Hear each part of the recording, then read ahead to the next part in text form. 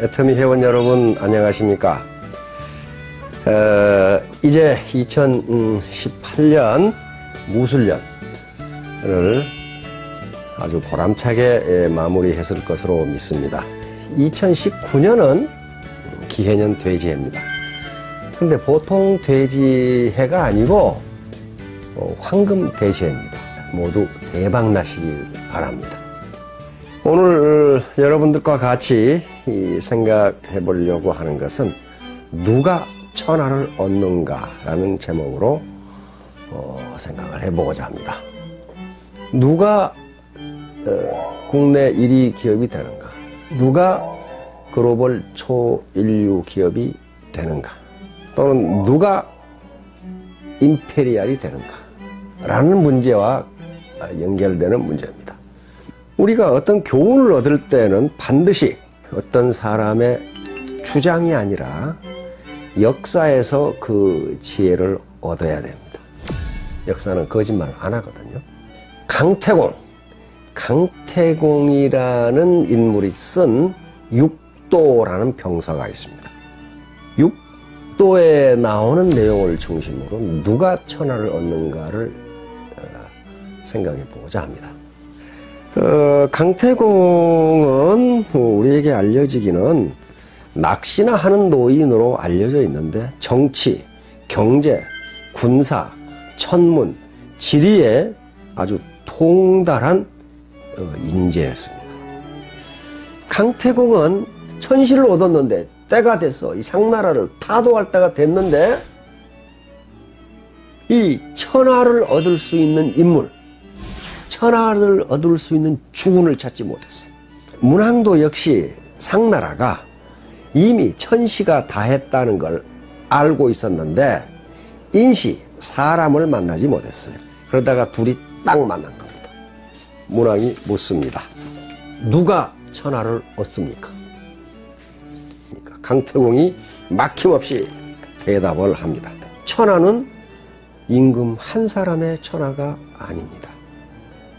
천하는 만 백성의 천하입니다. 그러므로 땅에서 나는 이익을 만 백성과 나누고자 하는 자는 천하를 얻고 제멋대로 하는 자는 천하를 잃습니다. 기가 막히죠. 기가 막혀요. 그래서 4개의 덕목을 차례로 이야기합니다. 인, 덕, 의, 도라고 분명하게 이야기합니다. 인은 무엇이냐? 이 땅에서 나는 재물을 만 백성과 나누고자 하는 자는 천하를 얻습니다. 그런 사람에게 만 백성이 모여듭니다. 강태공이 말하는 이 땅의 재물을 만 백성과 나누고자 하는 것, 이게 감성이거든요.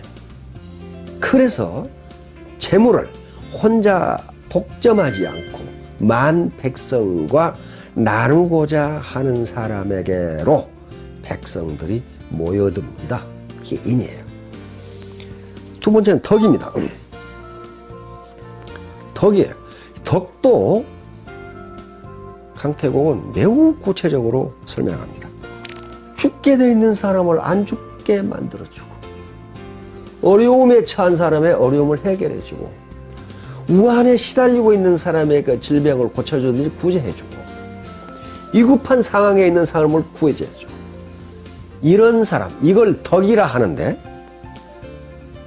덕이 있는 사람에게 백성들이 모여듭니다. 지금부터 4000년 전에 강태공은 애터미 사업에 대해서 말하고 있는 거하고 똑같아요. 덕이 있는 스폰서에게 파트너들이 모여듭니다. 그 다음에 의입니다. 의로운 의자인데요. 이것도 강태공은 매우 구체적으로 설명합니다. 추상적 개념이 아니에요. 의란 것이 뭐냐? 동고동락합니다. 백성들이 즐거워하면 같이 즐거워하는 것. 백성들이 싫어하는 걸 나도 싫어하고. 이게 의입니다.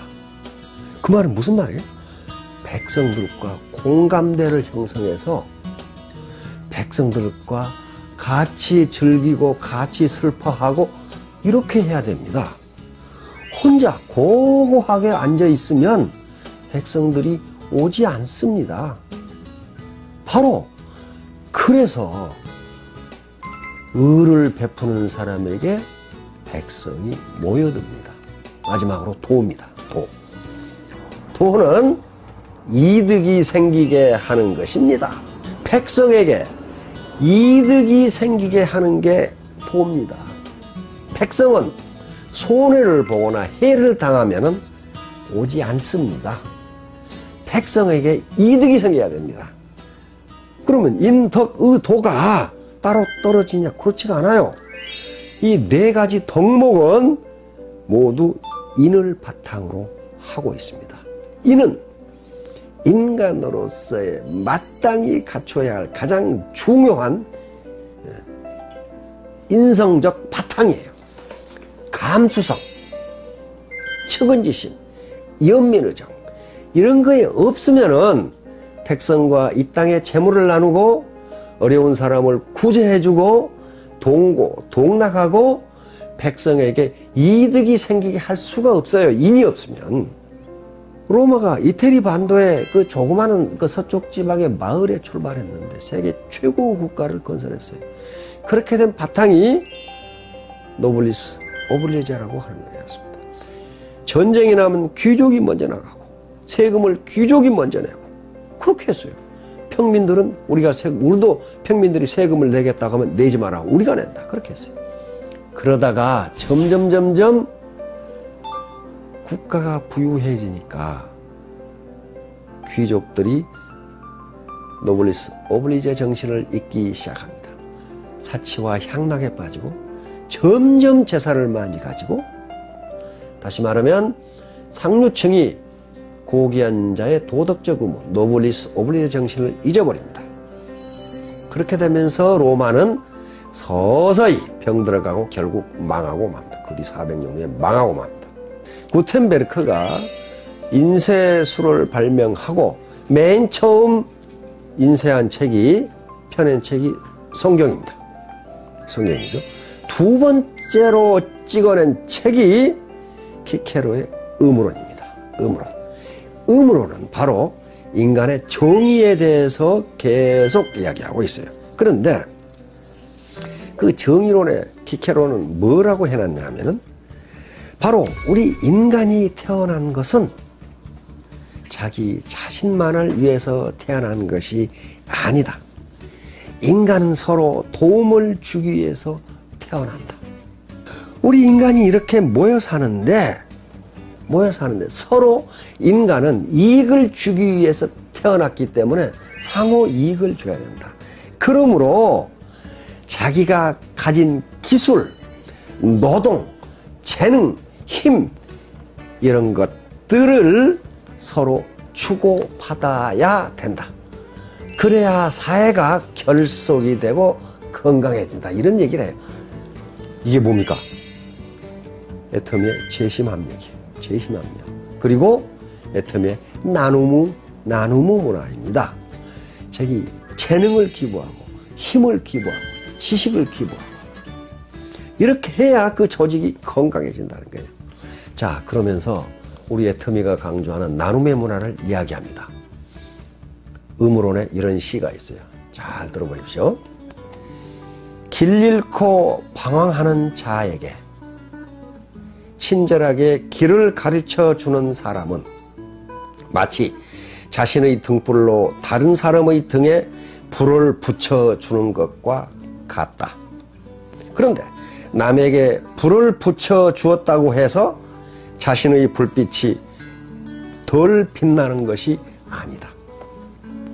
내 등으로 길을 잃고 헤매는 사람에게 컴컴한 등에 등불을 붙여주면 그 사람도 밝아지는데 그렇다고 내 등불이 더 어두워지는 게 아니다. 내가 가진 기술, 내가 가진 재능 이걸 나누어 준다고 해서 내 것이 더 작아지는 것이 아니다 하는 거예요. 동서고금을 막론하고 나눔